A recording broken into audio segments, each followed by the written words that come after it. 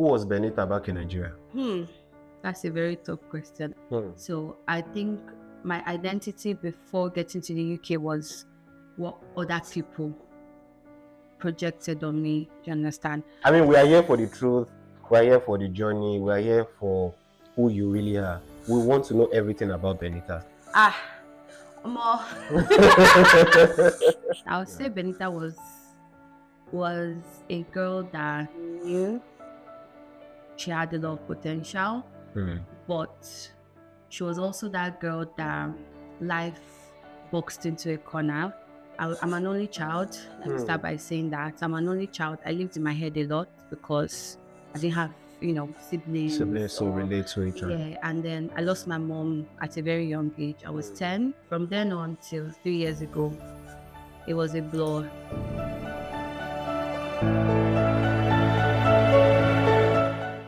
Hello, everyone. On today's episode of The Bridge and You, I have Benita here.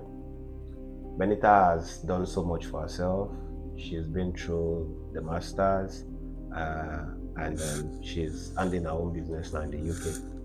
And she's doing very well for herself. So, welcome with me, Benita. Thank you so much for. Hi, thanks for having me. I'm shy, guys. Thanks for having me. How are you? I'm alright. A bit tired, but live. How's the weather treating you? Love it currently. But I was stuck inside. I love it. Do you love the weather here compared to Nigeria? I would say it took some getting used to, but now I'm used to it. And I think I was out on Thursday. It was 18 degrees and I was roasting, and I'm like, now Scottish. Nice. So talking about how you got here, I mean, we are all on the bridge of life here. Before you got to where you are now, how has the journey been? I'll say, as with everybody else, it's not been, exactly smooth, but yeah, it's not been very smooth, but we're here. Okay. Who was Benita back in Nigeria? Who was Benita? That's a very tough question. I would say Benita was a girl that knew she had a lot of potential, but she was also that girl that life boxed into a corner.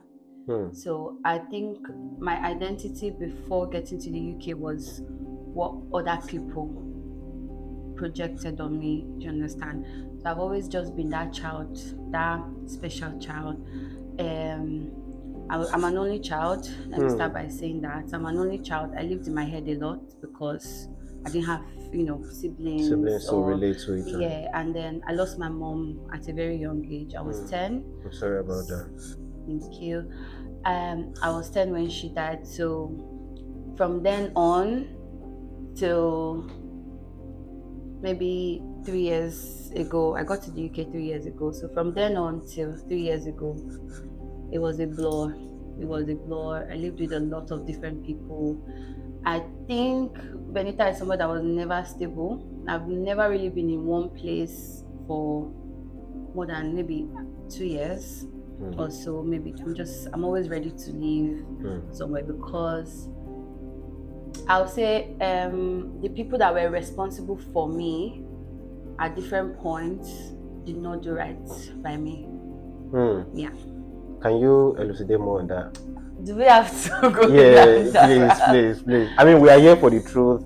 We are here for the journey. We are here for who you really are. We want to know everything about Benita. More. We know it's a lot, but I mean, it's a lot. Yeah. I mask a lot. I would say I mask a lot because if I start talking and the way I'm laughing, you even forget that, this thing I'm saying is. I mean, just go for it. That's why we are here. Okay. Walk us through the journey. We're happy. Okay, I'll start from, before my mom died, it was just two of us. My dad has always been abroad. Like, there's always just, how African dads are always like just hustling. But it was never really around. So it was just me and her. she was not an only child, but it was just both of us. Like so, and she was very. I was her princess. I was her world. She didn't. Like I think I was when she died. I was 10. I didn't know how to hold a broom. I couldn't worship. Like I couldn't Like wash a a nepo dish. baby kind Do of you thing. understand? Like she didn't have all of that, but she made sure that her You are baby taken care had of. all of that. Like, oh, why is this girl? No, why don't you make her do this? And I should say no. When she's 12, when she's 13, like she just Bless kept, her. pushing it because I think at some point, she was still showering for me. Oh. Yeah, I was still being like that was how properly. So imagine Bless the her. harsh, reality Transition when the that harsh is going to eat transition you, when yeah. when everything happened. I had to move down to Benin. So when she died, nobody told me she died. I found out. So the last time I saw her, I knew it was the last time I was going to see her. How? I will call it a gift because it's, but I just know these things. I know when people close to me are about to die. It's very sad because I start feeling the grief before everybody else. Are you feeling any grief from me? No, you're fine. I don't like I just it. need to check. I just need to check. No, I've not had that in a while. I think, yeah, I've not had that in a while. I've not lost anybody in a while, so I hope it stays that way. But yeah, I think all the people that I know that have died, I knew. So the last time I saw her, I knew she was, I can remember, like even till now, there's so many memories I've lost, but I can remember that exact, her, that exact moment, the exact thing she was wearing. She was wearing like a different Ankara. Like, do you understand? Like, Buba was different from the rapper. She just they had to like put something on her so that they could like take her to the hospital. So she paused. I was riding a bike, and I think that's why I got one injury on my leg. That was the day I got that injury. I was riding a bike, and she was leaving. I fell and injured my leg, and even the fact that she was really sick, they were wheeling her, she still wanted to pause and take care of her baby. Do you understand? But she could not, and she told me and I saw the sadness in her face, and I knew that was the last time I was going to see my mom. So when they came back, where's your daddy? Can you give me your daddy's number? I knew, like, and she allowed me, she gave me a lot of like freedom. As at 10, I knew what 18-year-olds, now. I was already reading novels. I was already reading like, all of that, like my English, all of that. So I knew I was already very, very smart because I was moving with adults more because I was our bestie. Do you understand? So I knew more than I should have known for my age. But that kind of knowledge is isolating because that means I can't really now relate with children people your age, my age. Yeah. So I think that was it. Yeah, that was just it. So I saw her leaving, and then I had to go to Benin. And even it was the day of her burial, they told me that she died. So that morning, I was watching a cartoon, Shark Tale, and the first scene was when one of the sharks died, when one of the fishermen killed the shark, and the boy, the baby shark, his mom was telling him not to cry. And then I remember my granddad telling me, if this was you, would you cry? And I was like, no, big girls don't cry. Do you understand? So I remember the burial. I was standing over her grave. Because I had already promised not to cry, I did not cry. I think I cried 5 months after. Oh God. Yeah. Bless you. I did not cry. I cried 5 months after because, I didn't even cry because of her. Because of the life that I was now living after. So I had to live with her dad, and he tried his best. I would not lie. He was a very popular actor, but as at that time I was getting old, so he had to retire to Benin. So I was in Benin for 6 years. So that was the beginning of my secondary school. And then it was like, it was kind of a temporary arrangement. What's going to happen? Who is going to take her? My mom had 12 siblings, 13 siblings, they were 14, and nobody wanted to, have you, like going to Benin was for the burial, was not also it was like, oh, my dad was abroad, I can't just, stay, we were in the process of coming here, but everything now fell through. I got my visa, but they didn't let me come. because they were like, oh, what will my dad do with what would a single father do with me? Do you understand? What will he do with me? And he already had a family here at the time. So they were it was just everybody else making decisions for me. I think that was it. And then my dad, so okay, just put her in school. Then I was going to one public school close to the house. That was the first from Nepo baby to Ajo baby. I remember my first day, one girl wanted to beat me. I didn't go to school for 1 week. Oh God. People like, what's going on? But then I think that was just it. My granddad married a younger wife. All these men now. So he just had one young lady in the house that she was like my step grandmom, but she was younger. And now that in hindsight, I'm not making excuses for her, but I think they just came to pour baby on her. Like she came to do baby girl lifestyle. People just carry pikin, drop for her front. Like she's not going to. Do you understand? It's not going to sit well with her. Yeah. And this baby is useless.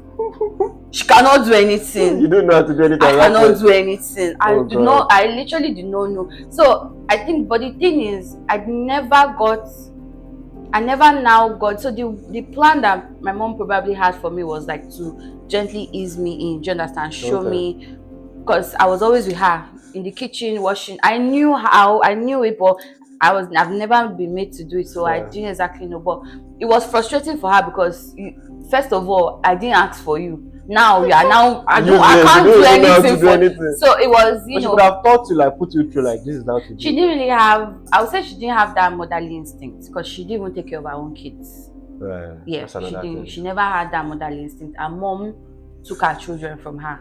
Her children call her auntie.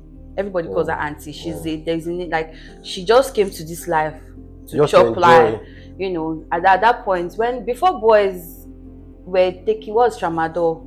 All those things, like I used to go and buy for her. She was proper baby girl. She sit down with her stout. I have this scar on my head where she was high one day and broke a bottle of Guinness stout on my head. Are you serious? Yeah, and left me to die. In the pool of blood? She left me. I'd already started seeing white. I'll tell you, like I know what death feels like. I was already there, but it was not my time yet. God. Do you understand? And I came back. She took me to the chemist, to the first hospital. They rejected me at like 2 hospitals because what do they want to do with a child that is in that state? God. She told them at the hospital. She told them that I fell down. She told everybody.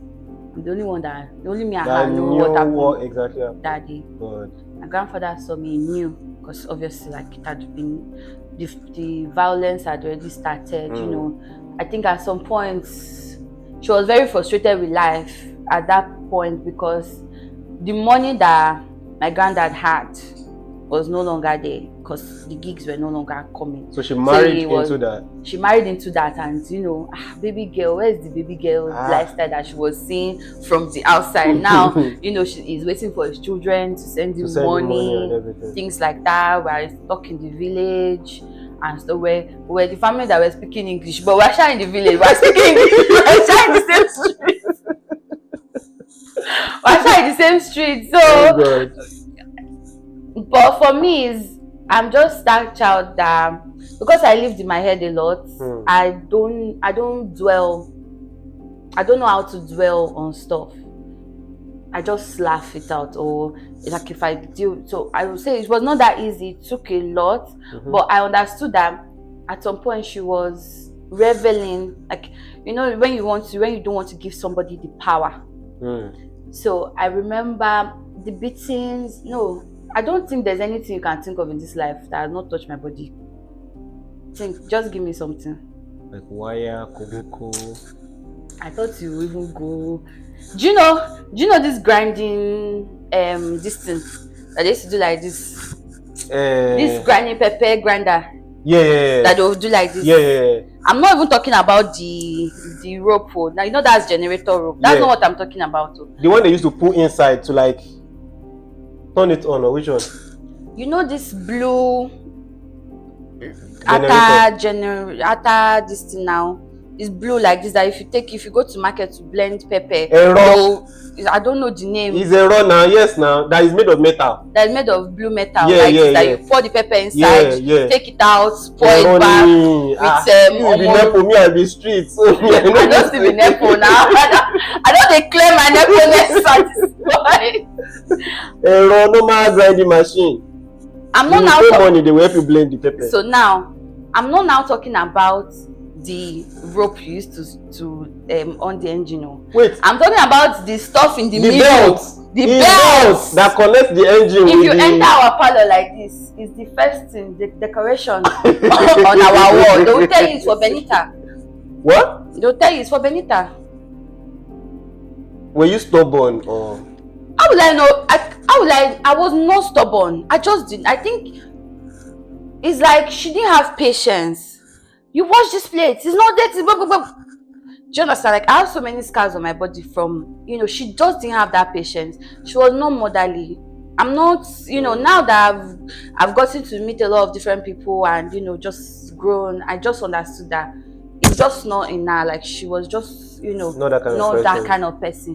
There was no point. I can't remember. I don't have any memory of her actually showing me how to do anything. You just believe you should know. She just like, why can't you do it? But down there, I could.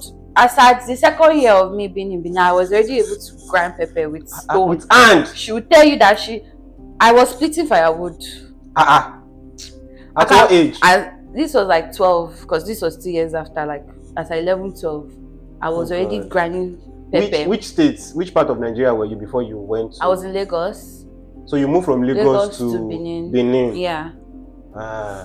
So from Lagos to Benin, at some point, and then she's just the type of person that she can come up with a hobby any single day. She can just wake up one morning and say, this is what she wants to be doing with her life now. And I'm the original apprentice for that thing. Hobbies like what? So one I remember is poetry. Okay. She just told me to pack all my things out of my room. There's this tradition in Benin where you can, like, they bury people in their rooms, right? Yeah. So if your child has a house, they bury you either in the courtyard.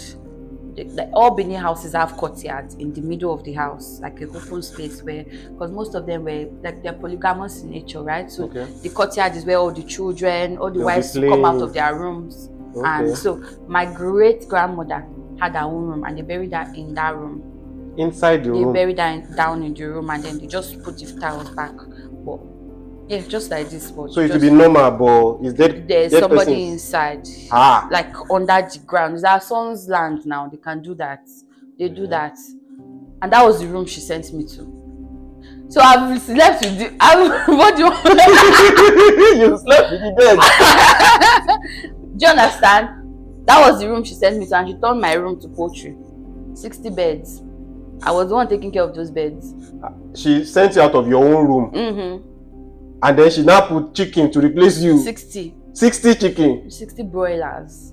And you have to be taking care of them. I was taking care of them. I would go with wheelbarrow with sacks to sawmill. To go and pack sawdust. Sawdust, yeah.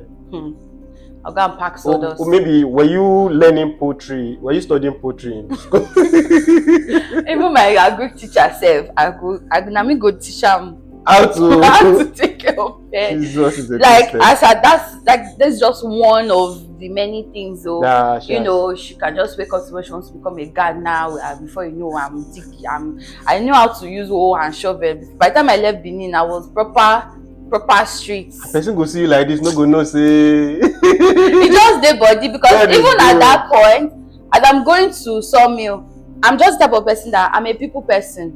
Everybody in my street loved me. Bless you. Everybody. She would punish me with food, but I never starved. Wait, she will not give you food? She will not give me all of food. This thing that she's doing. She will tell me, no food for me today. But me where you tell, I don't chop for like 2 people house before I reach house. It's like, I'm that child that when I'm passing, the people that are there, yeah.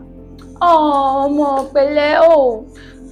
I'll go to market. People will be crying before I leave the market because they know I'm going back to go and meet at home. It was that bad. So they know her. They know her.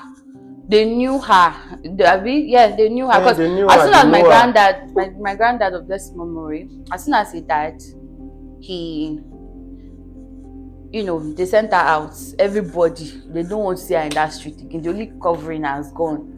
She can't step foot in that street right now. Not only because of me, but just, it's just that kind of thing now. So, but she have her own child? She has, her children don't regard her as their mom. I don't even know. Do you understand? Like, they just call her auntie. Okay. Let me just fast forward. Yeah. Let me fast forward. So how I left Benin, I ran away. So Was it after your granddad died? No, before. I finished secondary school. Like, there's something, the straw that broke the camel's back, basically was, I finished secondary school, the last day of WAEC, right?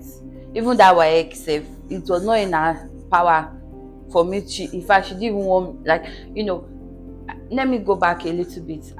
Before my mom died, I'd never come second in class, never. As a GSS2 second term, I was 24 out of 28. Yeah? That's how bad it's my mental health. All those things will show up in your everyday life now. I don't want to read book when I'm crying to bed every night. This one now I'm about to say is crazy because the trauma was so bad that I restarted bedwetting. I was SS2 and I was bedwetting. And she went to my school to tell everybody that I was bedwetting. But that trauma, because as soon as I sleep, that's the only time I'm resting the rest of the day. So your body wants to less than completely. Less than 30 minutes later, I can't wake up again. Do you understand? I used to be that person that earthquake can be happening, I will not be able to wake up because that sleep is my only solace. Do you understand? That's it. So the PTSD was that crazy that I restarted, it was that crazy, and there was no, look at, and as I can sleep 8, maybe 11 o'clock, 11:30, and I will get up with my bed, with my wrapper, with my everything. I'm sent outside. I'm under the, how village is now, mosquito with my wet clothes and everything. That's where I was sleeping. If you lock me out, I will have to mop the whole house that night. So I was not now sleeping. So why will it not repeat itself the next day? Definitely. Do you understand? But so let me now go back to how I left. I started working on it. I started working on it by myself and like just trying to find solutions. Then what helped me was actually a traditional solution. I don't know if it will help anybody, but just peeing on a firewood. So using your pee to kill fire, to switch off fire. I've heard about it. Yeah, that was what worked for me. Really? Yeah, she did not. I've heard about it, but I didn't try it, so I didn't know maybe. That was what worked for me. And then that so was like for how long? I did it once. Really? And that was it. Now you want go story time? Yeah.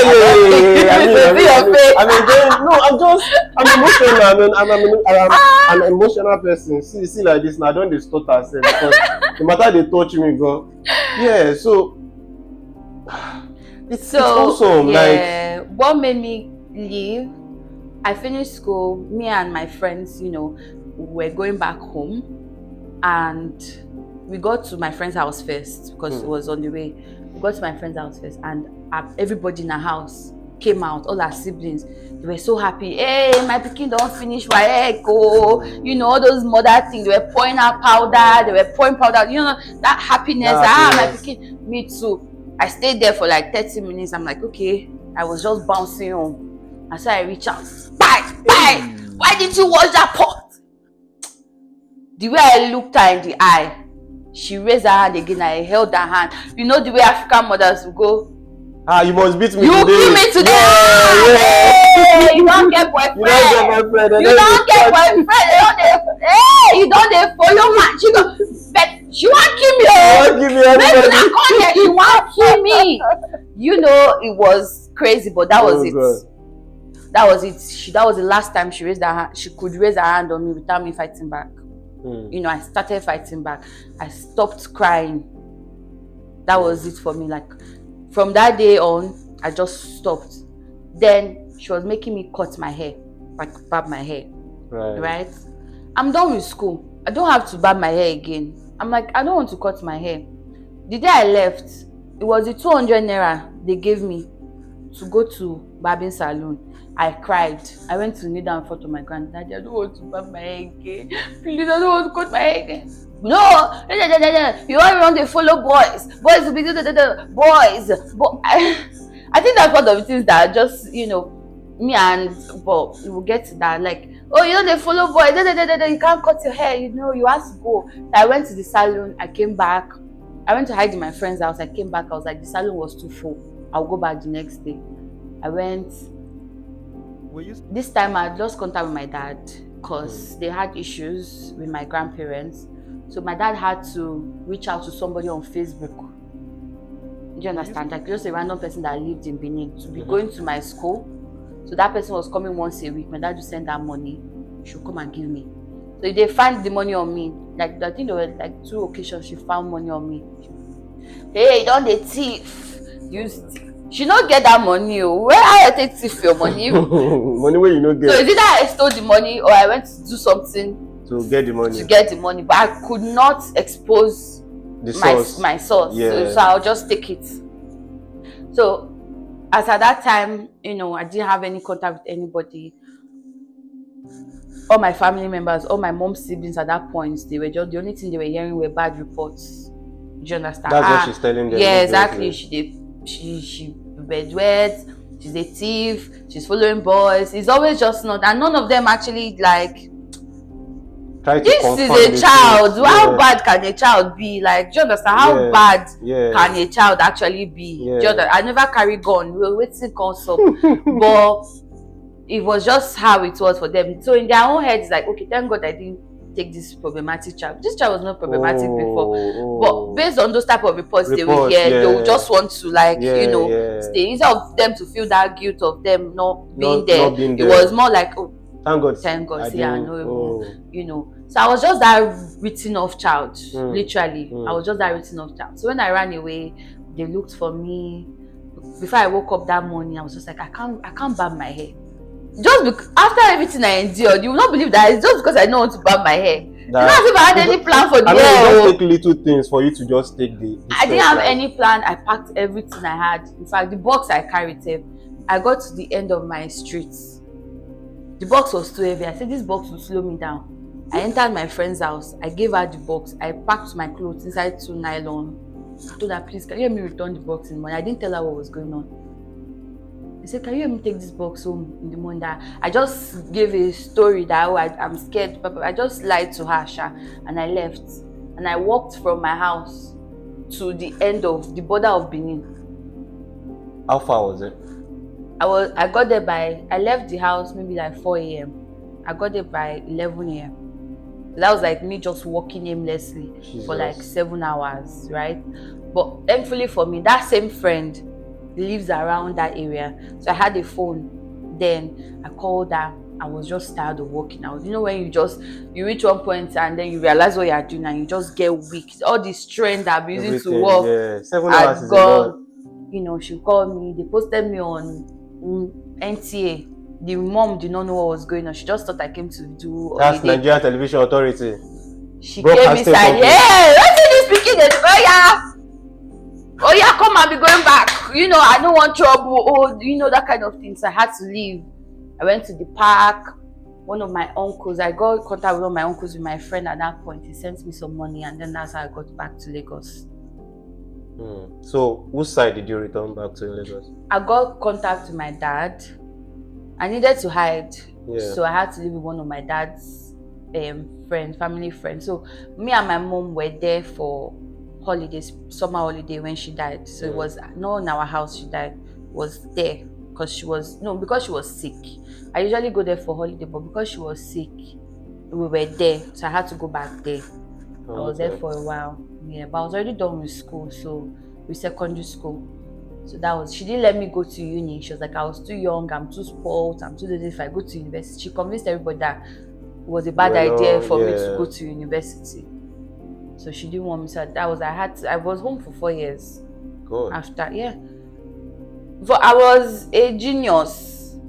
As at 9, I was done with Yeah, primary yeah, with school. primary school. I was a genius. I was done with secondary school at 14 because I didn't even do SS3 when I read my WAEC. Bless you. I had to drop out of secondary school. Yeah, I was going to lesson. Now it was from lesson I wrote my WAEC. God. That was how, So this was somebody that was ready to change my trajectory. When she's hitting me, she's targeting my face. She look like my face, my This head, fine face. She won't kill me now. She's still fine girl I see now. now. They won't kill me. How They won't kill Moloko. Thank God say you no die. I don't feel die. She tried. She really tried. From Lagos now, you went to Unilag? Or which No, I didn't go to uni. After some time, I moved in with my auntie. Okay. And she has 3 kids, so they were my age mates. So they just really wanted me to,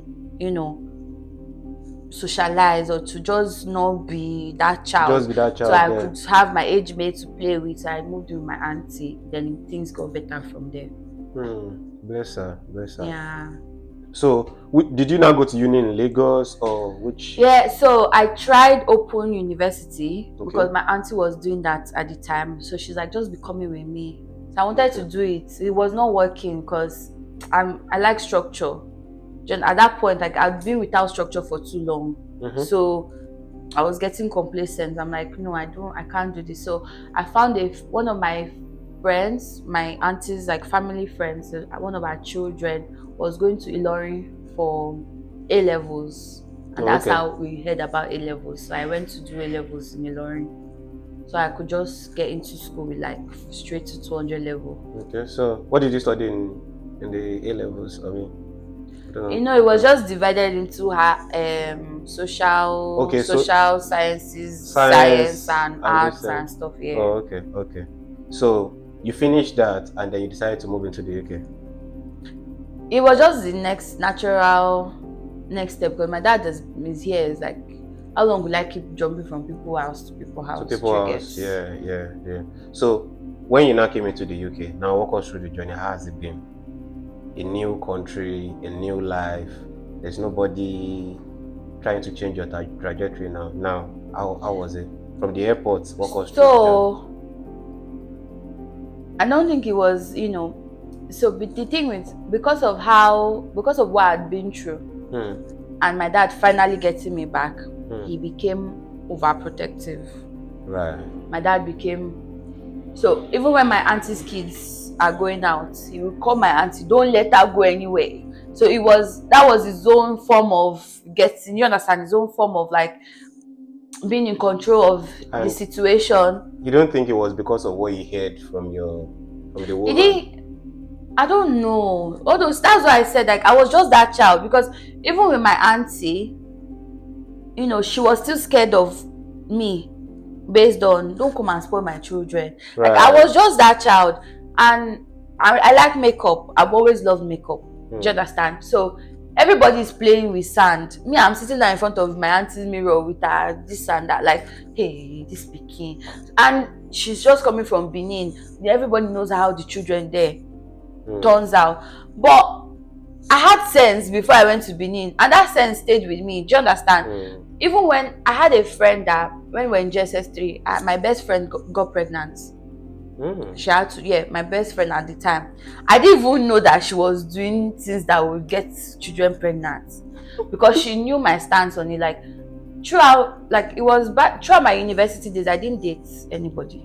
And so because of what I was going through, men were not my problem, boys were not my problem. Like they were the last things on my mind. Do you understand? Like I don't even want attention from a man. Like just leave me alone. They already think I'm doing that. Why will I now do what everybody thinks I'm doing? So many things were pushing me. I was just, so many things were always motivating me. Like I wanted to do something with my life. I didn't want to be a write-off. I didn't want to be the child that, and then this woman, this step-grandmom, she was that person that would actually use her mouth to speak bad things into your life, into my enemy's life. She will literally say things like, "As I'm going to school, you will die." Jesus. Yeah, She says that. so many. I'm just like at this point. Do you understand? Like it was just that bad. You useless. Like so, I was fighting. I knew I had to hold on to something. If not, I would become What she has been predicting. words have been said. Do you understand? Like it was bad that before I could turn 18, I think 2 days to my 18-year-old birthday, I had to check myself into a church. Because she was saying, "Oh, you that you will die, you that you will not do before you turn 18." She was prophesying rubbish. Jesus. Yeah, I had to check myself into a church. It was when the pastor wanted to sleep with me, I ran away. Wait. Pastor of the church. They carry me. the man carried me to river. They said the clothes I wore when I was going there, it was one of the celestial churches. Okay. The clothes I wore when I was going to the river, I can't wear it coming back. So the clothes has to go with it. They have to go with it. They use broom to beat me. You have egbe. I used to hear those things. They said that this was me telling them that somebody have been shaping for me for years, like curses they want and to now stuff. They want to release me from everything. The man now told all the other people to go. So if I'm now naked now, what will happen? Oh yeah, leave me and my I ran away. My stuff, I left my stuff there, everything. I just left. I just took bike. I just climbed bike and left. Like my wet boo-boo and everything that they say I should not go back with. I carried everything, I left. Like if I not die, it's not now. I cannot die again. It's not my time until my time. God, I beg. So pastors can be, that one is not pastor. He was just like, oh, after the beating, is your body okay? Are you this one? Bros, how you been now? And that was not my first sexual abuse. You've been having that? I had been abused by by my lesson teacher, actually. Was he in Lagos or when I was in Benin? So I had the man would, she would tell him, "Oh, this girl, take her, just take her." So he knew that there was nobody for me to report him to. So she was even the one that was pushing me to him. At that point, he would call me, he would give me food. He said, come. So I was just smart. I was just smart. I just knew how to, don't worry, don't worry.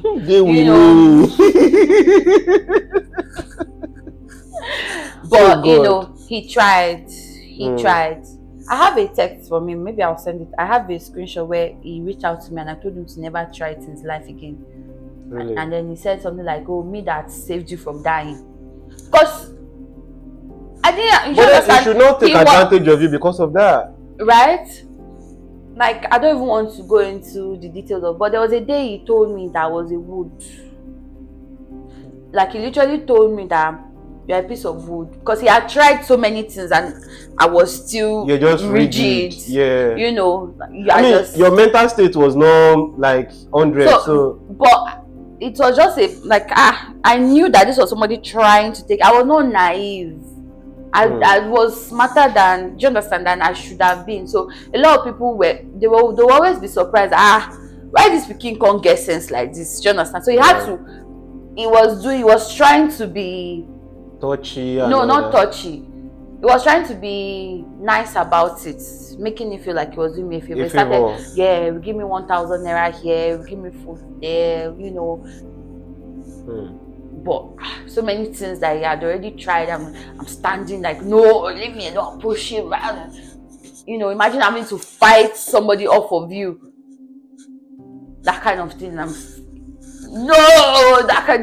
So it was he got mad because he could not hold it anymore. Like, go away, Joy. And you just, those things stayed with me. I will not lie. They did stay with me. But before I got to UK, God did something, right?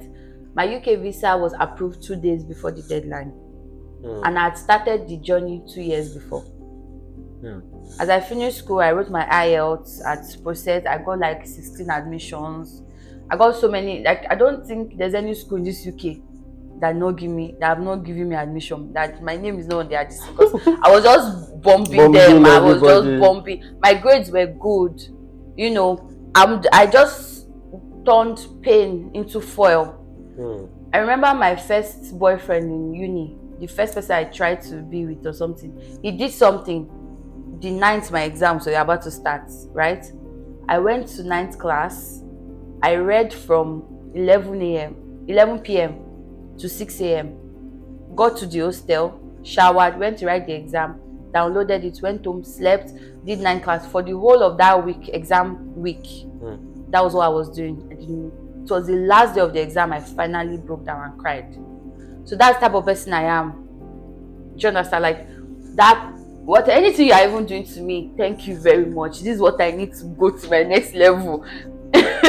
Don't worry, thank you. So, because look at me now, like look at all these things that have been going on. So that was it for me. It was just like always just turning, pain into foil, just using it to push forward. Anything that happens back, I don't expect. That's a very good quality, stopped, to be honest. It is, but it just made me retreat into myself. Stop relying on people, because my dad was too focused on being a soldier that I needed. Right. I needed a dad. I didn't need a father at that point, because it was too late. Is there a difference between a dad and a father? Yeah, there is a big difference. And you elucidate, please. What I mean is, like, fathers they provide. Oh, you have everything you need. I've sent you money. They have sent you to school. I've done this. But what about do you know your child? That's another thing, actually. Do you know your child? That's another thing. Do you understand? Do you know what the first day my dad saw me after all of this, like maybe like 6 or 7 years later, he saw all the scars on my body. He broke down in tears. He cried. And that was it for him. Like, no, cannot go anywhere. Hey, stay in that. Like, for him, he just wants to know where I am. For him to feel, but that's not what I needed at that point. Because if I wanted to, if I wanted to go with boys, or if I wanted to be kidnapped, look at where I'm coming from. Yeah, now that in Lagos, that's scared for. Like, don't you think by now, send me self to be courtist? I went to 2 public schools. Do you understand? I went to public, not be ordinary public school. Go and ask of a Vareke. Are you hearing the name? Our school, they at some point, like the senior secondary school students, they can come to school with cutlass. As maybe they want to come and cut grass. And cut grass as well. They fight with cutlass. We can resume classes by 8 a.m. By 11, everywhere don't scatter. You cannot be in school again. State of emergency. School will not get window. There was no window. You fly out the thing that was supposed to be the window. There was no like that was how rugged. From Nepo baby. From Nepo baby to Ajo baby. Like the disparity. Like, so that's what I'm saying. I've lived so many different lives. So many different lives, because at some point I was even living with one of my auntie that they were using pit latrine, 1 bedroom, face me, I slap you. Better slap you. So all of those things combined are just be shaping me, and I just knew that. But I'm just the type of person that like I said, with pain, I sit down in it. I sit with my pain. I sit because I'd never really had anybody, to talk to and I knew that repressing it would show up in a different. So I got to understand medicine of life, where our body holds trauma. I know just too many things that I'm not even knowledge can't just and that kind of knowledge, it isolates. Like I said in the beginning, it isolates you, because nobody can get. I don't expect you to. You don't know me. Don't worry. Some people will be like, "Oh, I understand your pain." You cannot understand. Look at how long have we been on this conversation? Like, I've not even gotten anywhere. Exactly. No, we have all the time. So, you came into the UK to study what? Human rights. Human rights. So because of That was now a passion for me. Like, So it was a course you chose to yourself. it was a course I chose, human rights and diplomacy, Right. right? Before I got to UK, let me go back to that. So the whole journey of me getting to UK, my auntie, God bless her. Bless her. God bless her. Like, she's an angel. Mm. She's that kind of person. Like, our house, I don't know how to. I think you've been to my house. You see that I don't have small pots. Mm-hmm. I took that from my auntie. Right. She does not know how to cook. Mm. We were cooking for gatesmen in our estates. Yeah, I can fry akara like I want to sell it, because every day for Ramadan, she's a Muslim. Every day for Ramadan, we are feeding as much as we can. Like, while anything we are doing is always industrial. Yeah. We don't pass for inside house. So but when I go, family and friends, she cannot eat alone. She those are cannot. generous people. That's so. Yeah. I got to see a different type of life based on people, but I couldn't now connect with her on that level, because where do I want to start from? She just knows it. Like, she knows that this speaking, you understand. But I didn't expect. She had.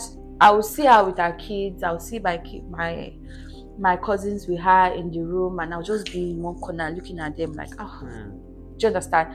But I didn't know how to, and I'm that kind of person to it's like I was always just that odd one out in everywhere, in every situation. Just like, because the only person that was now my own had gone. Do you understand? There was no now any other person. My dad, nobody. So it was just always me in my head, me in my space, me in my this. But I'm very friendly. I made it a duty to be the opposite of what that woman was. I know what wickedness is like. I know what badness from a soul is like. I know that I'm capable of being bad, because I will not lie. After that first day that I held her hand, I did that strong thing. I will not even lie. We did, those children wickedness. It came out. We were doing ourselves shaking inside the house. She wants to beat me. Why do you want to beat me? What did I do to you? Things that will, no, I'm not doing that. Like, that was when I now became our own boss. The things that she was saying I was stealing her money. But I didn't think of it as stealing. I was taking her money. You want to punish me with food? I'll go and take the money. I'll go and buy food outside. What do you mean? Why? Do you understand? So I know that I'm capable of all those things, but they remind me of my nemesis, and I don't want to be that person in life. So I would rather remove myself from a certain situation, or I'm okay by myself anyway. Like, what's there? You can't do me anything. You can't annoy me. You can't. It's okay. Just go. Who are you in the grand scheme of things? So I think that's just it. So before I came to UK, I found God again. God knew why He didn't give me that visa on time. So that waiting season was the transformation, was the real transformation for me. It was now, because at that point, like, I got a job. After, when I got my NYC, I got my PPA. I didn't like the place. Do you understand? And I told them to reject me. I didn't have any plan. I told them to reject me. And I went online. I bombed all the multinational corporations in Abuja. And and it was one email I sent. One of the emails I sent to one of them, I got a reply from the German, like, it's a German NGO, and I got a reply, and she only interviewed me with that email. She created the position for me as an intern. There was no need for an intern. They were not recruiting, but she saw that hunger in me, and it was at NGO, like I said. So they were doing like human, like, they were I was dealing with people.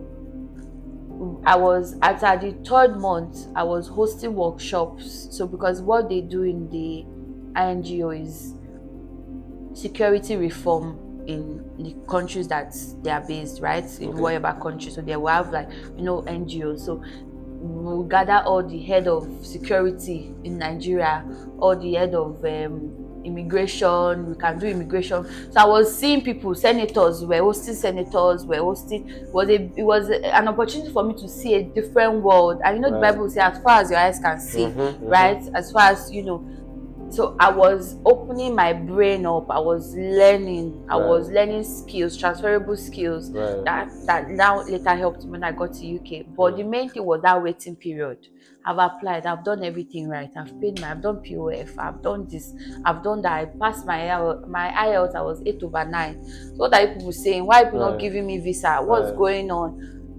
But that was when I had to like sit down. So when everybody is sleeping, I'm downstairs. I'm watching I started going. One of my friends invited me to Avestas. Right. I started going to church then in Abuja, and I'll sit down with Pastor Bolaji's videos, how to overcome a waiting period, how to deal with this, and I got therapy because that's me sitting down in front of YouTube watching these videos from like it's when everybody's coming down, it's when people are waking up. That's when I'm going to bed.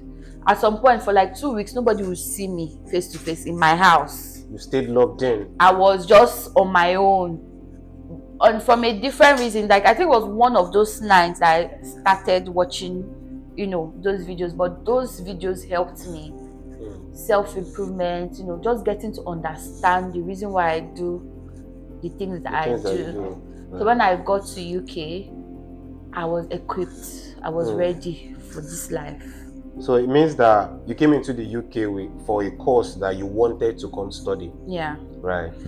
And then when you came into the UK, how did you settle? So I had my dad here already. Oh, yeah. So that was good for me. And my school was, I'm a very friendly person. Day one, I already made friends with with everybody that I need to make friends with, So it was easy for me, I will not lie. Job hunting. My dad so I had a friend, my friend here. She was we're living together, right? I was like, oh, we're all in this thing together. We found out that we're going to the same school, same course, safe. So like, you can stay with me in my dad's house so that we can, use that one too. I was ready to have that sister bond, like, let me just even have my own person. Let's do this thing together. So it was not just me. It was two of us, right? All this bus stop and all of that. It was two people that were dealing with it together. Right. So I think it was easier for me because of that. Then having my dad's house, it was far from school, but it was still like it was still okay because you have that feeling of settlement that I'm finally here. Yeah. So that was it. But my first job was as a domiciliary care worker. Dumb care. Like Don't cry. Oh, Chim. Oh, Chim. Again. That's three. There's nowhere in this Scotland. No, not necessarily in Scotland. Like in this part of Scotland, between Glasgow, like the whole of like maybe Glasgow, Lancaster, blah, blah, blah, blah, I don't know. Hey. Because they knew that me and my friend did not know anything. They used us. Chai. They can come. Oh, Jim. They used us. Oh God. Because we didn't know we didn't know our rights. We didn't know. Imagine leaving the house 6 a.m. come back 11 p.m. After I was doing 20-something thousand steps. I went viral on TikTok when I did my Israelites. Like I was just screenshotting like days of me, like all the 20,000, 21,000, can you come thousand? People were saying, I think when maybe you were was that when you're walking from Nigeria to UK? Jerusalem. And they find greener pasture.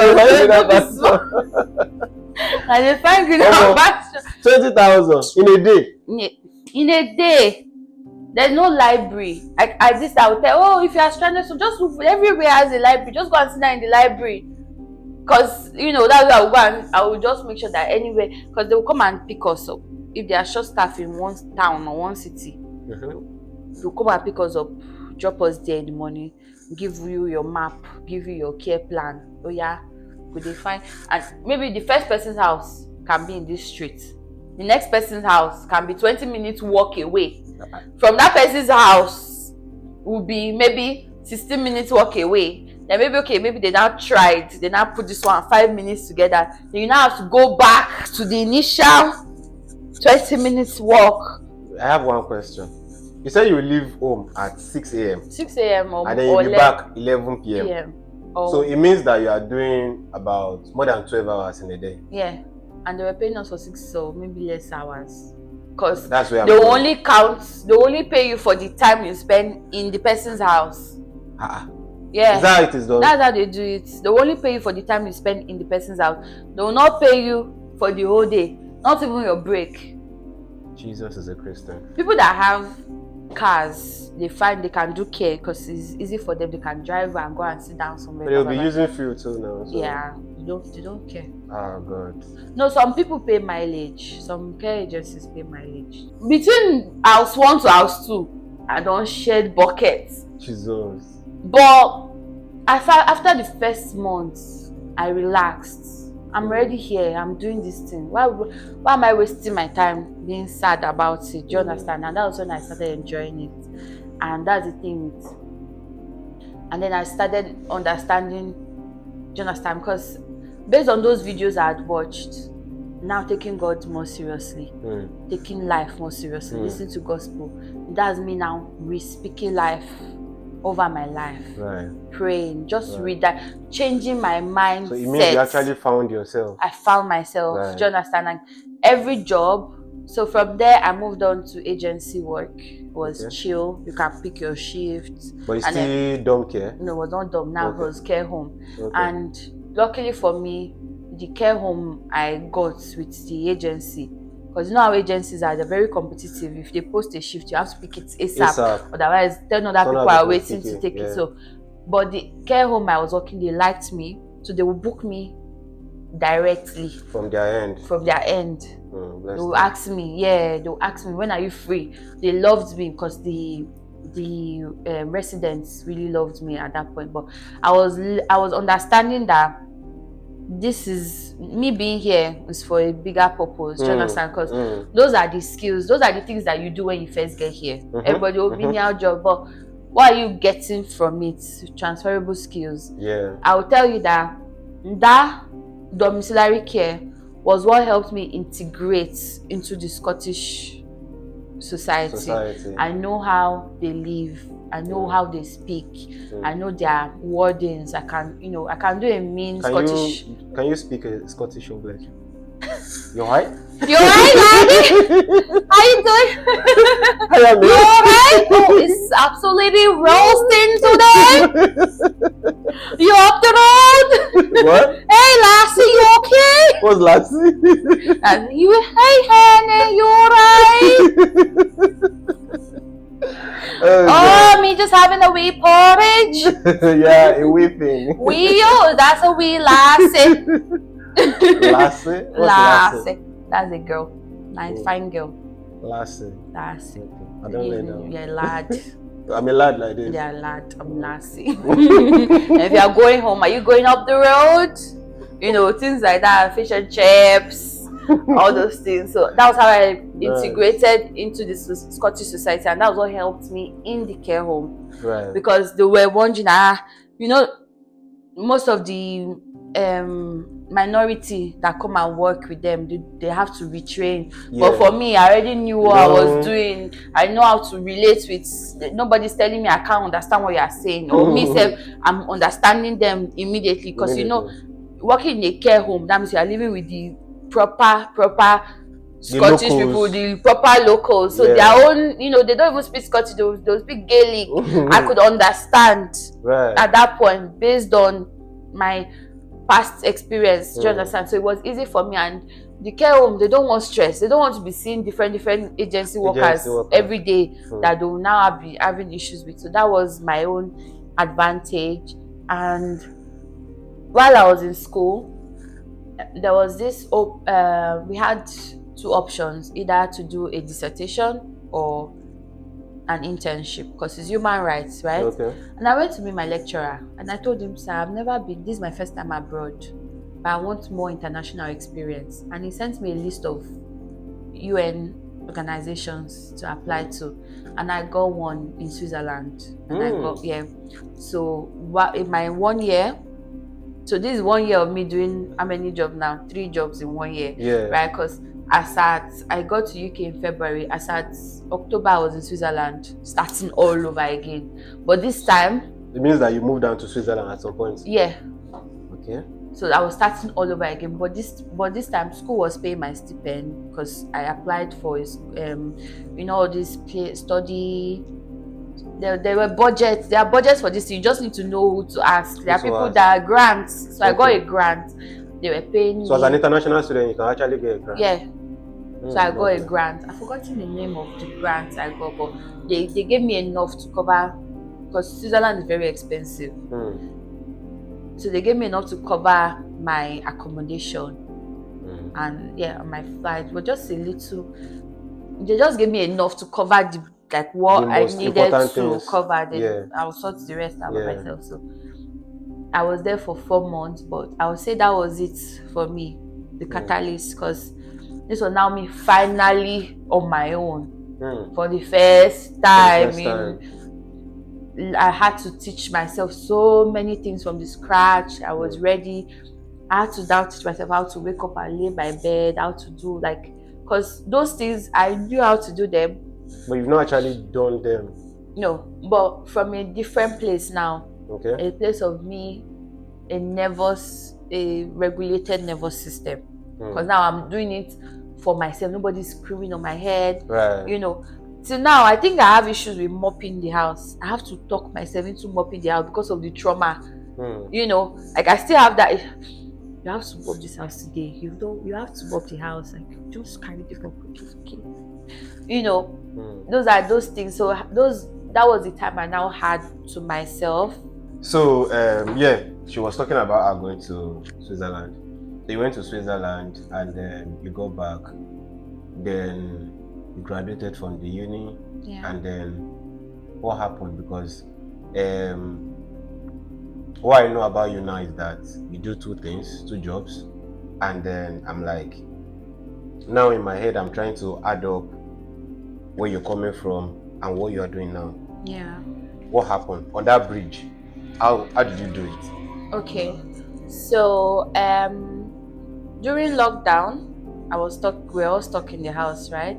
I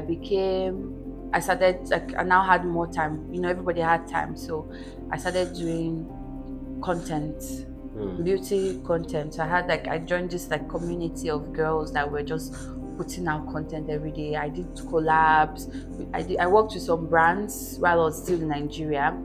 And so when I moved here, it's naturally, now that when I'm settled, I will start my business. I just knew that I had that passion, but so many, those words, those self-doubts, those things have been holding me back. So when I came back from Switzerland, my last payout from the grant, because I was already back, I was broke. The whole of that Switzerland, I think that's the happiest 4 months of my life, but it had nothing to do with money. Do you understand? So my last payout, I took the money and I sent it to my friend in Nigeria, and I sent her a list of items, and she went to buy them and shipped it for me. And that was it. And I just opened an Instagram page, and I'm like, I'm finally ready. But my dad was not really in support of me starting a business. It was just me,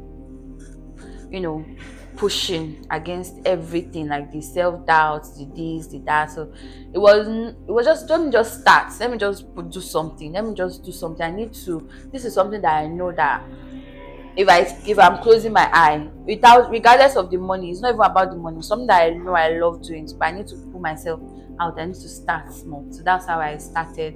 And then my graduation, I had 2 clients. When you just started. Even when in fact, those 2 clients, my product had not even arrived. I just opened. I had 2 clients, and I'm like, people are believing in you. Who are you not to believe in yourself? The makeup I would do for somebody, I'll be looking at this thing like, I don't like it. No, I don't like it. The person is carrying mirror, and the person is like, oh my God, thank you so much. I feel so good. And I'm like, What's wrong with you? I have this thing where I do reviews now for my clients. I don't let them see. I just ask them what they want, their brief, and after I just give them review, and that's it. That's it for me. That's what falls me.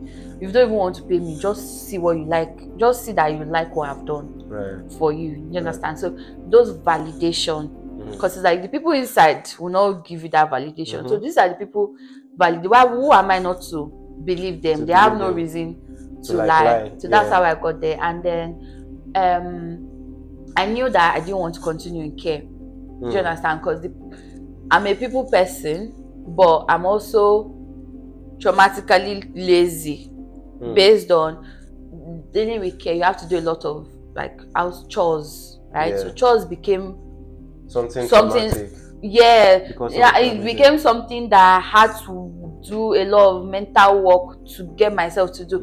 And you know, in care, you are taking care of every little thing. You are washing dishes, you are so those things were triggering me more. So I knew that I couldn't deal in care, so I had to go to corporate.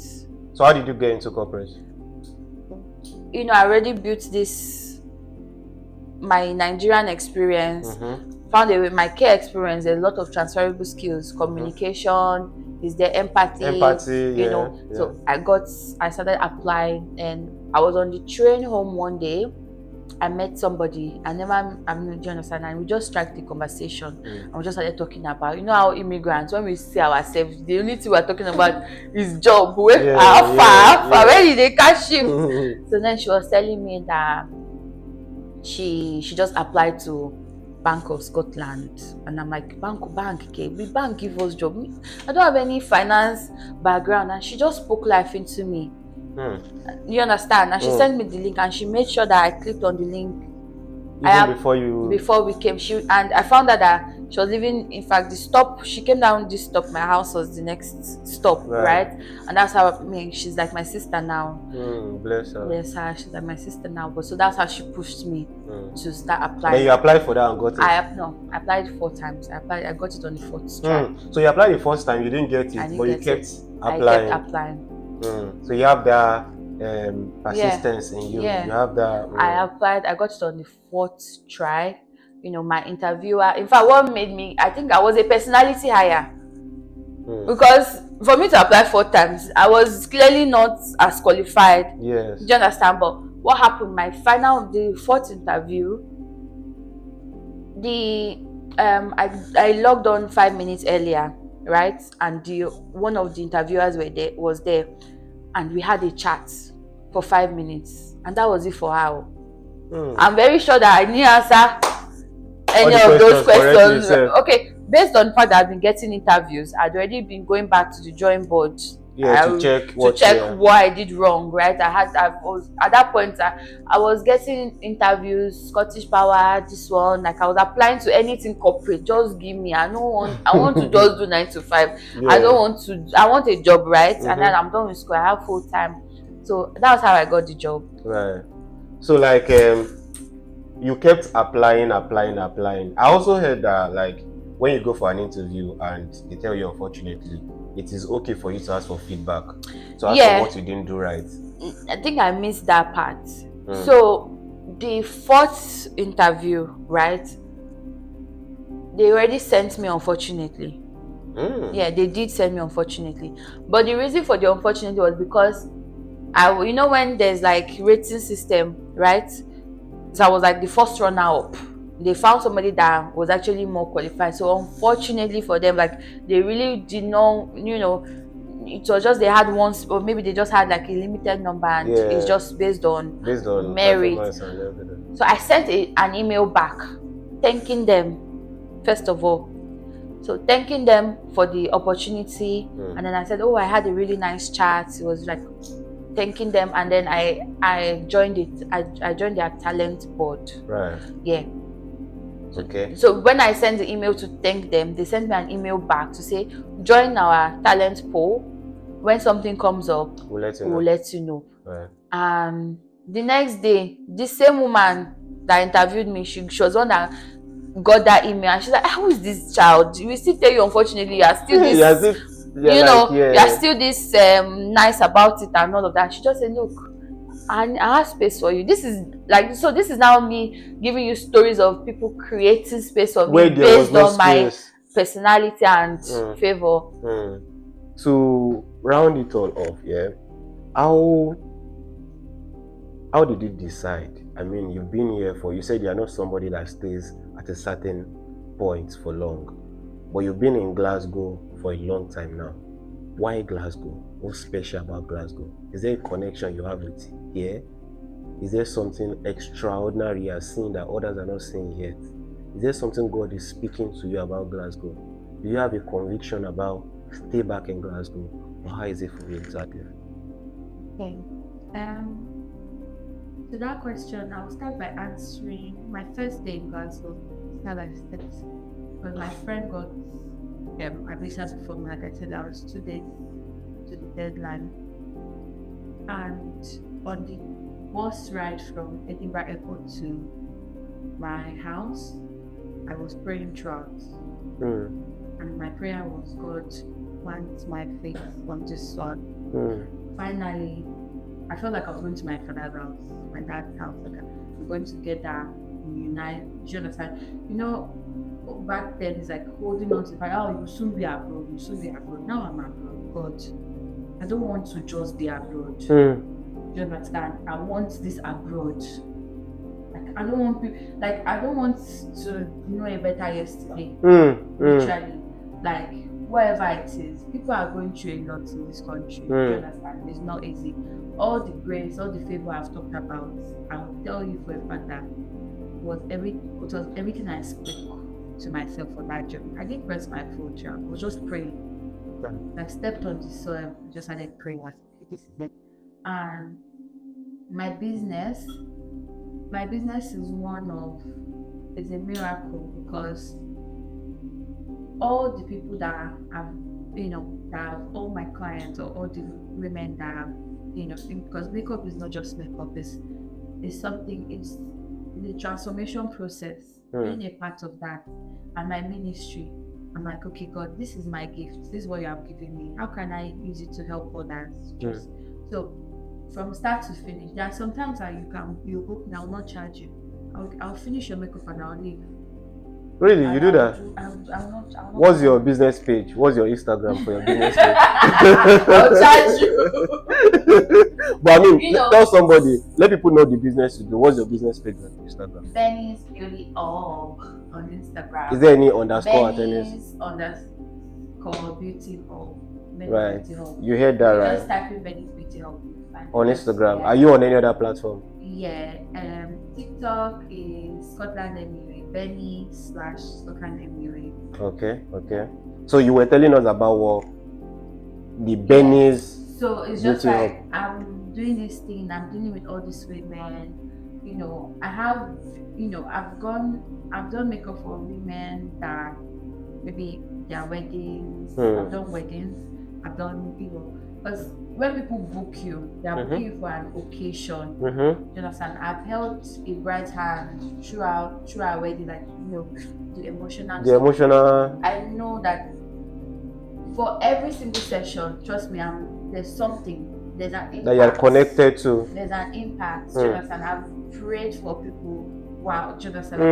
I have babies that their mom literally. There was one of my makeup babies that the mom, I was dancing with the baby in church, and she posted me like, oh, baby T. I call her baby T. Like baby T with the auntie. That's for me. It's fulfillment. This is somebody that I only had maybe max 2 hours with, and my baby's auntie. So your work even means more to you than means just the work. More to me than just the work. It's never really been about money. So it's like, so at the beginning of it, I've always just felt myself at this free spirit, right? Because I came on felt like a free spirit. Oh, I can do any. So was anybody that asked what's next? I don't. What's next? I don't. I never think of what's next.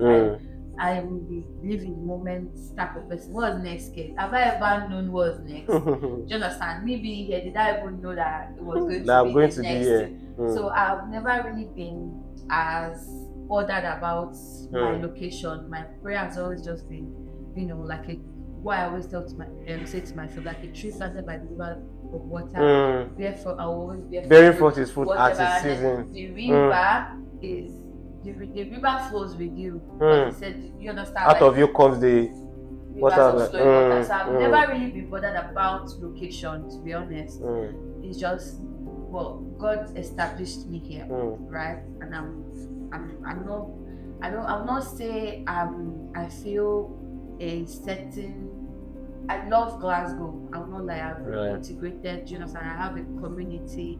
If I'm sick today, I have people that somebody is giving me breakfast, and that person is sending me lunch. Like I've built that connection. So I'll say, yeah, now I can think about that. Yeah, I say that, and it's cheap to live in. It's not, it's one of those UK cities that you really feel at home. The people are nice. It's a really lovely place to stay. But I would not really say I'm bothered about where I am. Okay. Currently, it's just like I just want to maximize my impact in whatever location that I am. And Glasgow gave me that space, that start, that space. So I love Glasgow for that. So I also learned about you that you, of course, you mentioned also that you are in the corporate. About me. I mean, I just tried to do my vulnerability assessment about you. Like, okay, where can we enter from that should not be able to answer the question? But you've been so brilliant. We don't know how you're doing it, but you're doing very well. So you are now in the corporate world, and you have Benny's makeover at the side as well. 9 to 5, you are the corporate Benita, and then afterwards, you are a beautician. How are you juggling these two things together? The mental state, how do you switch? How easy is the switch? What does it take? Okay, so at the core of my being, I'm a people person.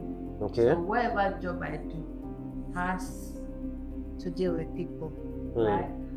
So earlier this year, I took a certification course on risk because I work in finance, right?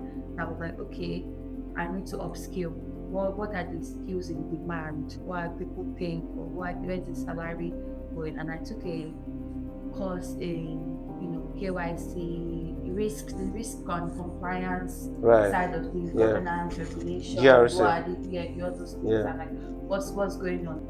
I've seen that you can stay in the game no matter whatever you're going through. I've seen that you have that inner strength in you, and I see that you use the power of reflection to yourself. I've also seen that you are this kind of person that you believe you don't have to kill one dream to feed another. I've seen you as somebody that can stay in there, that can be like, no matter what it takes, I will go through the fire for my good to shine. I've seen you as someone that has gone through a lot, but you're not allowing the lot to define who you are. I've seen you as somebody that people saw different parts of her on the outside, which are actually false. But she didn't allow all of those things to hold her down.